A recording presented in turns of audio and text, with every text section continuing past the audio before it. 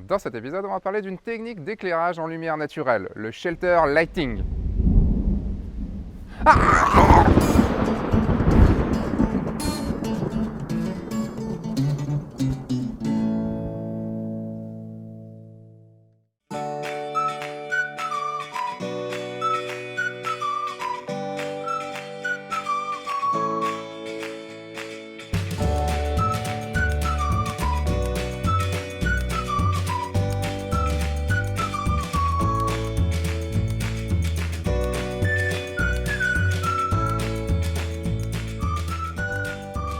Bonjour, je suis Sébastien Roignan et vous êtes bien dans un nouvel épisode de F1.4. Dans cet épisode, on va parler d'une technique d'éclairage en lumière naturelle, le shelter lighting. Oui, je sais, j'ai eu du mal à le dire au début, je disais le shelter lightning.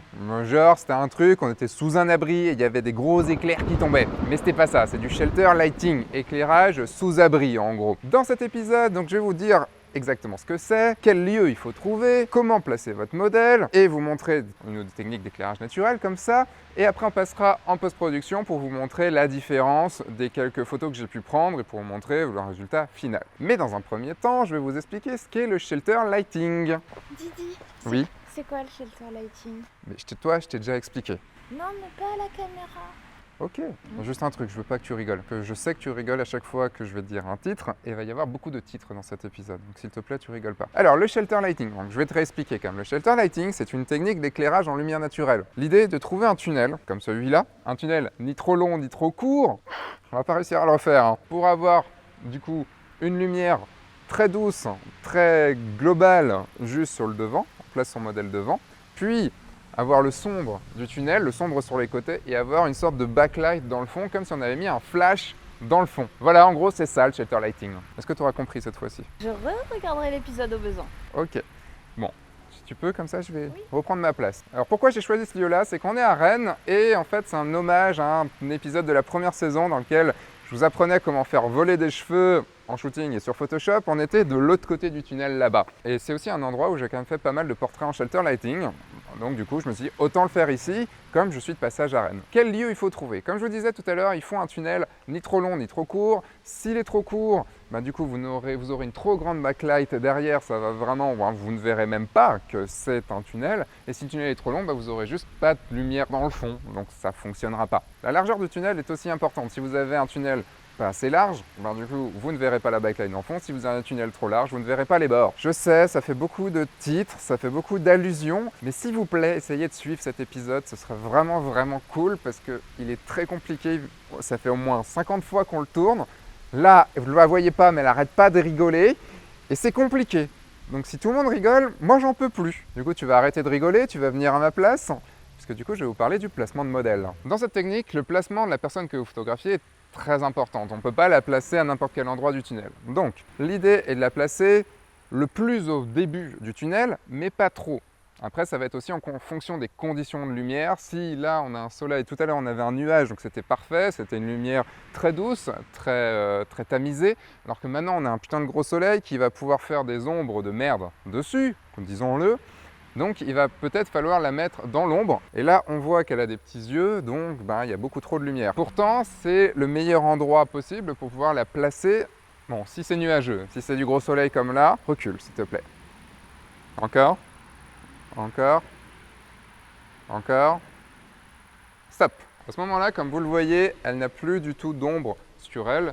Et elle peut ouvrir les yeux normalement en grand quand elle me regarde. Donc, il y avait la lumière, il y avait aussi une composante, c'est que le vent s'est levé, vous l'entendez peut-être dans le micro, et elle avait trop de vent dans les yeux, elle n'arrivait pas à tenir les yeux ouverts. Là maintenant c'est bon, on a un cadrage comme je veux. Il faut aussi penser par rapport à votre focale. Là j'utilise un 50 mm. Le 50 mm va aplatir un petit peu plus qu'un grand angle les profondeurs, et donc je vais avoir le fond du tunnel qui va paraître plus grand. Si j'utilisais une plus longue focale que je n'ai pas avec moi, le fond du tunnel paraîtrait encore plus grand, donc je pourrais avoir un tunnel encore plus long.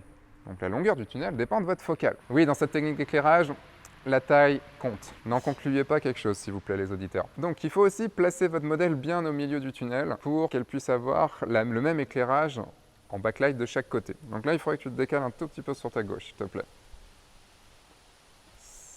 Sur ta droite. Utilisez les bras, c'est plus facile. Un peu par là, un peu plus. Ok, super. Là, j'utilise un trépied uniquement pour l'épisode, parce que sinon, en fait, j'utiliserai pas de trépied du tout. Je vais d'ailleurs l'enlever pour pouvoir faire la séance photo qui va être faite maintenant. Et donc maintenant, ce n'est plus que de la direction de modèle. Donc ça, c'est pas le but de l'épisode, mais on va faire juste des photos. Relâche-toi, s'il te plaît. Regarde-moi bien. Ok. Hop, je vais juste passer l'appareil photo en noir et blanc. Pour parfaire votre éclairage, n'hésitez pas à rajouter un réflecteur. Bon là, avec le vent, on va en chier, parce que c'est un grand réflecteur, mais vous allez voir la différence. Bon, pense au tétard.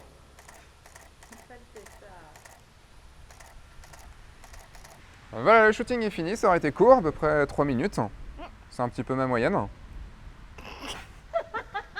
On se retrouve maintenant directement en post-production, ça sera mieux, je pense. Et on fait un petit bond dans le temps parce qu'on est 2 mois, voire 3 mois après, on est en octobre. J'avais pas post-traité les photos tout de suite. En tout cas, j'avais pas fait l'enregistrement tout de suite. Nous voici donc sur Lightroom où il y a une belle photo de moi. Où du coup j'ai les photos, donc c'est celle que vous avez pu voir dans la première partie de l'épisode. Et là, je vais juste vous montrer comment post-traiter la photo sur Lightroom. Mais vraiment très rapidement, vous allez voir, je prends une au hasard, celle-là. Et vous allez voir que c'est super facile. Je passe ma photo en noir et blanc. J'ai une photo qui est déjà pas mal contrastée, qui est plutôt chouette. Je vais juste augmenter en fait le contraste, ici. Comme ça, j'ai des noirs plus noirs et des blancs plus blancs. Je vais baisser un tout petit peu mes blancs parce qu'ils étaient un petit peu forts. Mes hautes lumières, pardon.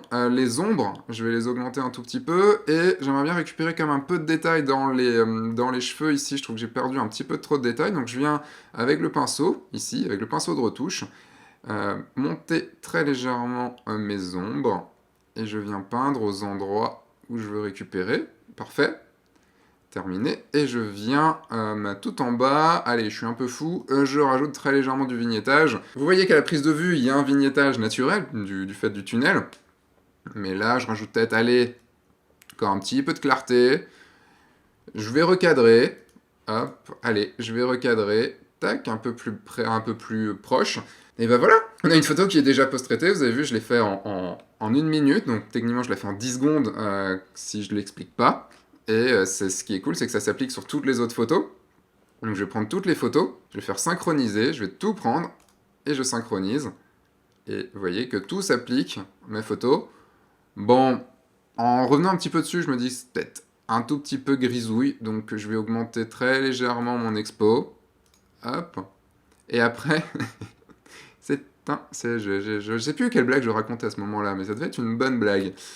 Voilà, je vais peut-être juste augmenter un petit peu l'expo et je peux du coup reprendre tout, resynchroniser. Voilà. Je vais juste vous montrer les 2 éclairages qui étaient moins bons dans le shooting. Donc l'éclairage où là j'étais trop avancé. Donc vous voyez qu'il y a quand même un éclairage très contrasté avec des ombres très dures. Au niveau, vous voyez, des lunettes, avec la branche des lunettes, l'ombre de la branche des lunettes qui est très dure. Donc là on a un éclairage qui est pour moi pas top.